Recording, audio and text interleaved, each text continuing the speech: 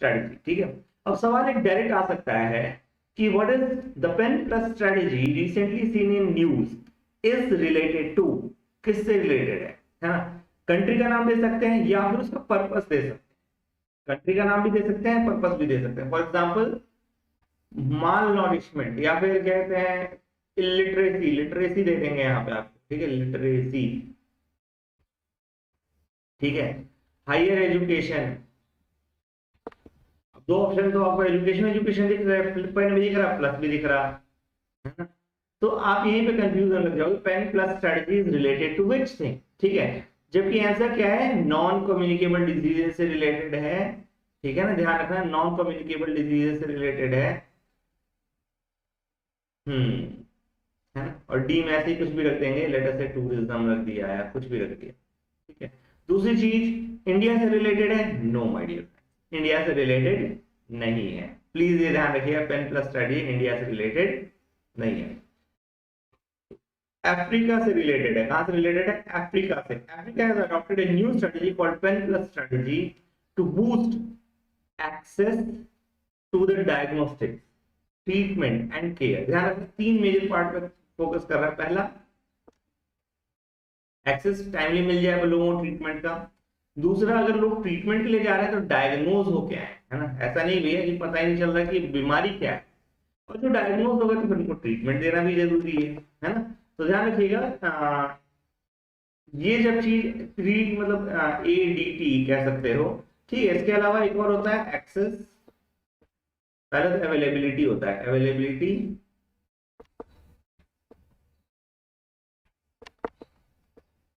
Access and then equity, affordability, sorry I am really sorry, not affordability, equity, affordability, है ना। तो ये education के लिए कहा जाता है कि एजुकेशन, हमारे former prime minister vice president ने कहा है किसी, है ना, अफोर्डेबिलिटी। तो ये तीन चीजें किसी भी सोशियो इकोनॉमिक स्कीम के साथ, किसी भी स्कीम के साथ डाल सकते हो, 3 A's हैं, ठीक है। अवेलेबिलिटी होनी चाहिए, फिर एक्सेसिबल होना चाहिए, फिर अफोर्डेबल होना चाहिए, एज सिंपल एज दैट, ठीक है। तो ध्यान रखिएगा, ये सब छोटे छोटे टर्म्स है जो आपको ध्यान रखना है, ठीक है। सीरियल एनसीडीज के लेकर के हमने ये चलाई है इसकी, ठीक है। अब पेन प्लस स्ट्रेटजी है क्या, क्या करेगी क्या, तो strategy is aimed at bridging the access gap. क्या करेगा, एक्सेस गैप को ब्रिज करेगा in treatment and care of patients with chronic and severe anxiety, ठीक है। नॉन कम्युनिकेबल डिजीज जिनके भी पेशेंट के पास हैं, क्रॉनिक हो या सीवियर हो, इन सबको एक्सेस गैप जो है ट्रीटमेंट में उसको प्लग इन करेगा। बेसिकली हर कंट्री से ये अर्ज करता है कि भैया देखो एक स्टैंडर्डाइज प्रोग्राम रखो, स्टैंडर्डाइज प्रोग्राम रखो, ताकि इसेंशियल मेडिसिन, टेक्नोलॉजी और डायग्नोस्टिक्स को अवेलेबल करवाया जा सके और एक्सेसिबल हो डिस्ट्रिक्ट हॉस्पिटल्स में। Is it clear. एनसीडी की अगर मैं बात करता हूँ तो देखो ग्लोबली इसका जो बर्डन है वो बढ़ता चला जा रहा है, ठीक है। अब देखो तो कम्युनिकेबल डिजीज का जो बर्डन है वो घट रहा है, बट एनसीडीज का, कोरोना आने से पहले तक ये बात सच थी, ठीक है। कोरोना आने के बाद कम्युनिकेबल डिजीज सडनली बहुत ज्यादा बढ़ गया, क्योंकि अपने आप में जो आपका कोरोना है वो भी एक कम्युनिकेबल डिजीज है, ठीक है। तो एनसीडीज जो है ये सबसे मेजर कॉज है मॉर्बिडिटी एंड मोर्टेलिटी, ठीक है। 71% ऑफ द ग्लोबल मोर्टेलिटी जो है ये केवल एनसीडीज के कारण होती है। Can you think of that, मतलब लोगों की जो मृत्यु होती है वो एनसीडीज के कारण होती है 71%। It's a huge number my dear friends, काफी बड़ा नंबर है अगर आप समझ पा रहे हो, है ना। तो प्लीज ये ध्यान रखिएगा, काफी इंपॉर्टेंट फैक्ट है ना। इंडिया की अगर हम बात करते हैं तो ध्यान दीजिए, WHO रिपोर्ट 2015 क्या कहता है, 1 in 4 Indians has risk of dying from NCD before they reach age of 70s। तो हमारा जो लाइफ एक्सपेक्टेंसी है उसको भी कम करने वाला कौन है, यह NCD। Further, it is found that there is an increase in the contribution of NCDs from 30% to of total disease burden, disease disability adjusted life years in 1990 to 55% in 2016. Also, an increase in proportion of death due to NCDs among all from 37% to in 1990 to 61% in 2016। तो देखो एक चीज समझोगे अगर आप, ये दो data बहुत इंपॉर्टेंट है। पहली चीज तो ये समझिए कि कभी 1990 में हमारे यहाँ मैक्सिमम जो डिजीजेस हो रहे थे दे विल कम्युनिकेबल डिजीज, समझ में आ रही बात? अगर मैं ऐसा चार्ट बनाना चाहूँ 1990 और 2006 का, 1990 2016 का, 16 का, तो यहाँ पे 30% मात्र डिजीज जो थे ये बस थे जो कि आपके एनसीडी के कारण थे, ठीक है। अभी ये आंकड़ा 55% पहुंच गया है, अगर आप समझ पा रहे हैं तो एकदम क्रिस्टल क्लियर यहाँ से दिख रहा है, ठीक है। 30% और ये हो गया, बाकी बचा हुआ 70% है, तो ये 100% हो जाएगा, ठीक है। और ये कितना है 55%, तो it is very huge jump, काफी बड़ा जंप है, ठीक है। तो लोग जो है DALY है, डिसेबिलिटी एडजस्टेड लाइफ ईयर्स में 70 साल से पहले उनकी मृत्यु हो जाती है, ठीक है।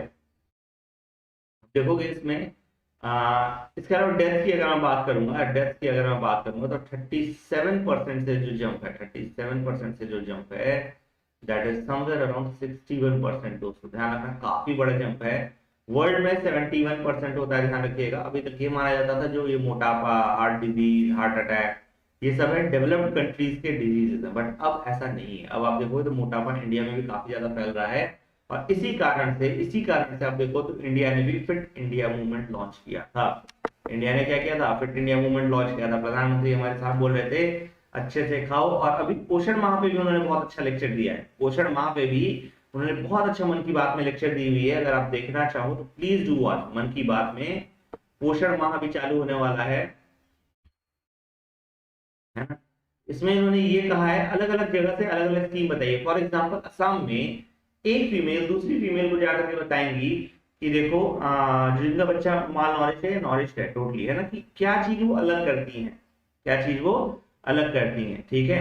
फिर इसके अलावा आप देखो कि MP, छत्तीसगढ़, उड़ीसा, कई जगह की उन्होंने अलग अलग स्कीम्स बताई हुई है कि जैसे मतलब जो भी प्रेग्नेंट वुमेन है या फिर क्या कहते हैं आंगनबाड़ी में, उनसे हर एक पर्सन से एक एक मुट्ठी अनाज दिया जाता है। इससे अवेयरनेस बढ़ती है और फीमेल्स उसके कारण फिर छोड़ के जाती है बच्चे को, क्योंकि ऑब्वियस सी बात है हर संडे को वो एक एक मुट्ठी अनाज उस अक्षय पात्र कह सकते हो या जो भी कुछ कहो, मतलब वहां पे आंगनबाड़ी में डोनेट कर रहे हैं, तो उनको अवेयरनेस आएगी।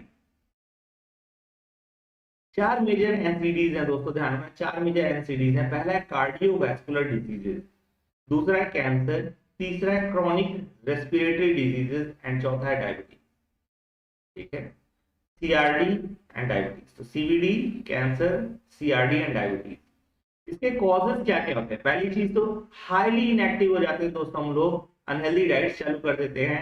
टोबैको यूजेज बंद कर दीजिएगा, आप करते हैं तो।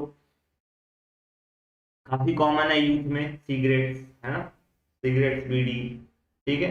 अल्कोहल दोस्तों, अल्कोहल भी एक बहुत बड़ा कारण है CVDs के, ठीक है। CVDs के बहुत बड़ा कारण अल्कोहल भी है। तो देखो अल्कोहल जो पीने की प्रथा चालू हुई, जो फॉरेनर्स अक्सर लेते हैं, वो बहुत ज्यादा मात्रा में नहीं लेते दोस्तों, बहुत थोड़ा सा लेते हैं। बट इंडिया में क्या हो जाता है, अब्यूज चालू हो जाता है ना, अब्यूज चालू हो जाता है, विच इज वेरी मच, है ना, बहुत ज्यादा बढ़ा देते हैं, है ना। They contribute to hypertension, diabetes, abnormal blood lipids, dyslipidemia, है ना। And then air pollution is also a leading risk factor, ठीक है। एयर पोल्यूशन क्या है, काफी बड़ा रिस्क फैक्टर है, both outdoor and household air pollution के लिए, ठीक है। तो ध्यान रखना बाहर और अंदर दोनों के पॉल्यूशन के लिए एयर पॉल्यूशन काफी